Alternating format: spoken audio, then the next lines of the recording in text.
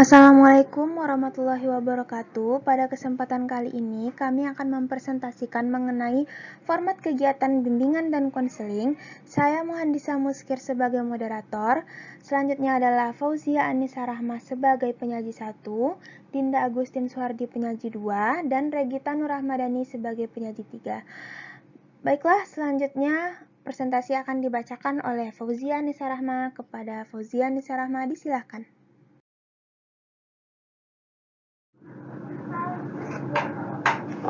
Baiklah, terima kasih kepada moderator. Selanjutnya, saya akan menjelaskan materi pertama tentang format kegiatan klasikal. Format kegiatan klasikal adalah layanan yang berfungsi sebagai pencegahan, pemahaman, pemeliharaan, dan pengembangan dengan upaya yang secara spesifik diarahkan pada proses yang proaktif tanpa mengenal perbedaan gender, ras, agama, mulai dari tingkat TK sampai tingkat kelas 12 sekolah menengah atas, yang disajikan melalui kegiatan kelas untuk memenuhi kebutuhan perkembangan dalam bidang pribadi, sosial, belajar, dan karir peserta didik.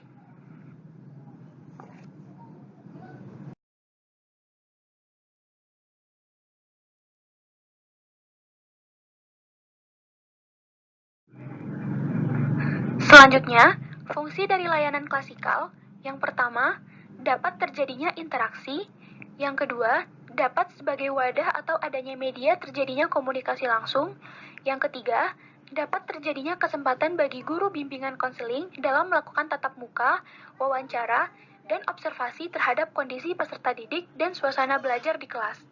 Yang keempat, sebagai upaya pemahaman terhadap peserta didik dan upaya pencegahan, penyembuhan, perbaikan, pemeliharaan, dan pengembangan pikiran, perasaan, dan kehendak serta perilaku peserta didik.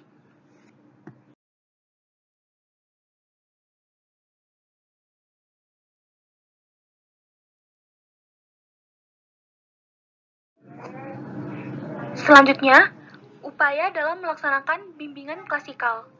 Yang pertama, melakukan pemahaman peserta didik. Yang kedua, menentukan kecenderungan kebutuhan layanan. Yang ketiga, memilih metode dan teknik yang sesuai. Yang keempat, disiapkan secara tertulis. Yang kelima, memilih sistematika persiapan yang dapat disusun oleh guru bimbingan konseling atau konselor. Yang keenam, mempersiapkan alat bantu. Dan yang terakhir, evaluasi.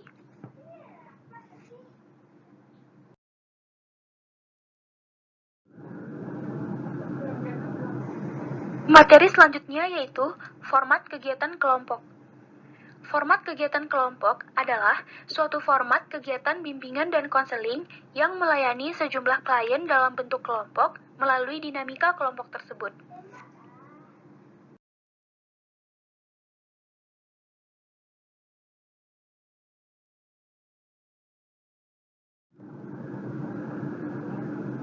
Selanjutnya, tujuan dari konseling kelompok itu sendiri, yang pertama, melatih anggota kelompok agar berani berbicara dengan orang banyak. Yang kedua, dapat mengembangkan bakat dan minat masing-masing anggota kelompok. Dan yang ketiga, mengentaskan permasalahan-permasalahan kelompok.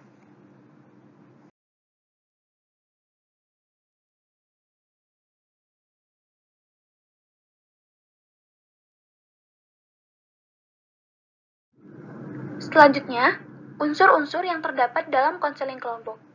Yang pertama, anggota kelompok, adanya pemimpin kelompok, permasalahan yang dihadapi, metode yang dilaksanakan, interaksi antar anggota.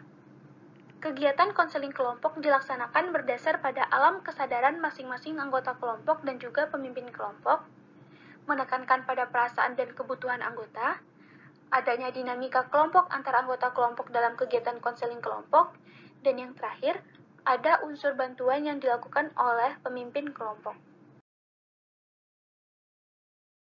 Baiklah, terima kasih kepada Fauzia Anissa Rahma. Selanjutnya adalah format kegiatan individual yang akan dibacakan oleh Dinda Agustin Suhardi. Kepada Dinda, disilahkan. Baiklah, terima kasih kepada moderator. Selanjutnya, saya akan menjelaskan mengenai format kegiatan individual.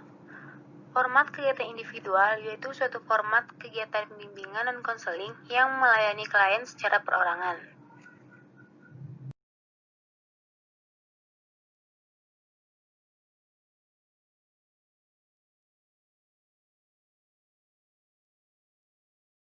Hal-hal yang harus dipahami dalam format kegiatan individual yang pertama, identitas diri, kemudian kondisi jasmani dan kesehatan, kapasitas dan kecakapan, sikap dan minat, watak dan temperamen, cita-cita sekolah dan pekerjaan, aktivitas sosial, hobi dan pengisian waktu luang, kelebihan dan keluarbiasaan dan kelainan-kelainan yang dimiliki, serta latar belakang keluarga siswa.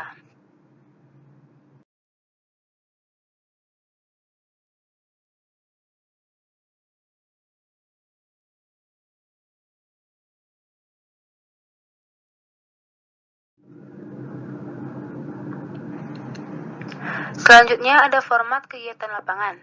Format kegiatan lapangan adalah kegiatan bimbingan dan konseling yang melayani kepentingan kliennya melalui kegiatan di luar kelas atau lapangan. Contohnya, seorang konselor harus berperan penting dalam mengarahkan dan membina kliennya untuk membantu menyelesaikan masalah yang sedang dihadapi klien. Ketika klien itu berada di luar kelas atau di luar ruangan, konselor bisa menjumpai kliennya di lapangan mana saja, supaya masalah klien tersebut bisa diketahui dan diselesaikan.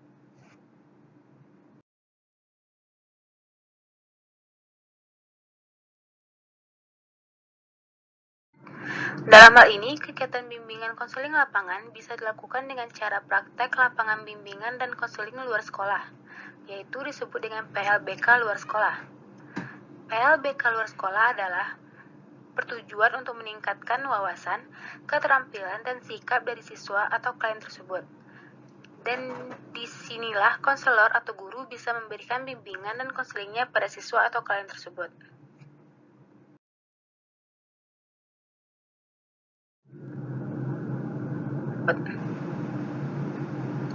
Manfaat dari PLBK luar sekolah bagi siswa itu untuk dapat mencegah dan mengatasi terjadinya masalah-masalah pribadi dalam bersosialisasi pada teman, guru, orang tua, dan lain-lainnya, supaya anak tersebut dapat menjadi siswa yang suka bersosialisasi pada lingkungan sekolah, di rumah, dan masyarakat sekitarnya.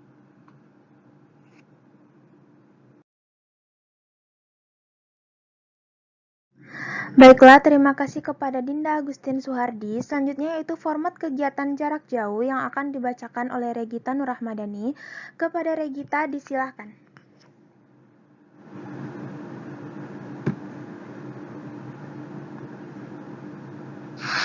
Terima kasih kepada moderator. Jadi pada kesempatan ini saya akan menjelaskan tentang format kegiatan jarak jauh dan format kegiatan kolaboratif. Format kegiatan jarak jauh ini merupakan salah satu layanan format kegiatan jarak jauh, bimbingan dan konseling sebagai alat komunikasi antar konselor dengan konseli adalah sebagai berikut. Ada dua. Yang pertama, layanan bimbingan dan konseling berbasis video conference. Yang kedua, layanan bimbingan dan konseling berbasis telepon.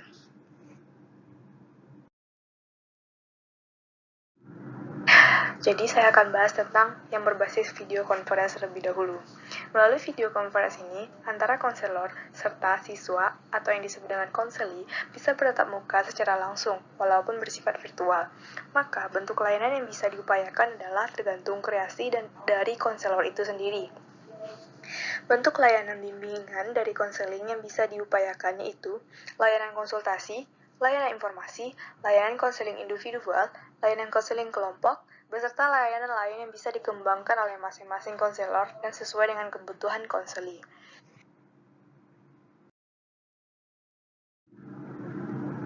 Yang kedua, layanan bimbingan dan konseling berbasis telepon. Seperti yang kita kenal di zaman yang modern sekarang ini, bahwa telepon merupakan barang elektronik yang mempermudah telewicara dan pengiriman pesan secara otomatis. Dan oleh sebab itu, layanan bimbingan dan konseling jarak jauh bukan saja berkembang, tetapi sudah banyak dipakai dan diminati oleh manusia, seperti acara TV, video, internet, telepon, dan sebagainya.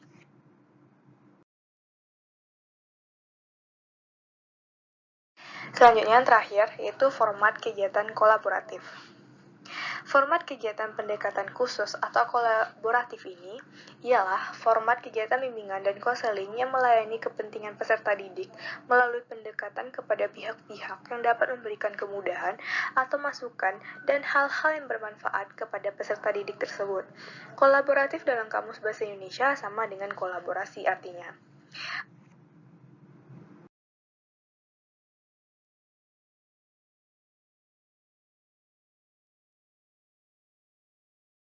lainnya. Misalnya, pelayanan seorang konselor dalam membantu penyelesaian masalah yang dihadapi oleh seorang klien dapat dengan mudah diselesaikan oleh konselor tersebut.